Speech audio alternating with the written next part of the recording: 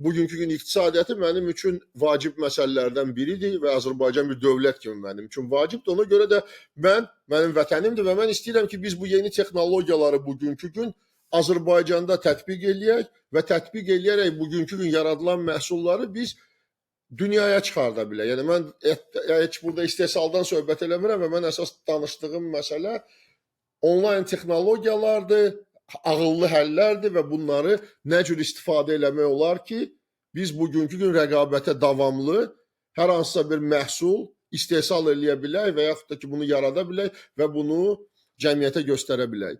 Son bir ay ərzində mən bir neçə konfranslarda iştirak eləmişəm və bu konfransların bəziləri qapalı prezentasiya xarakteri daşıyırdı, yəni texnologiyaların göstərilməsi ilə bağlı və yaxud da universitet daxilində olan bir tədbir var idi, hansının ki içində texnologiyalar və onun üzərində yeni texnologiyaların inteqrasiyasının nəticəsində, süni intellektin inteqrasiyasının nəticəsində əldə olunan həllərdən danışılırdı.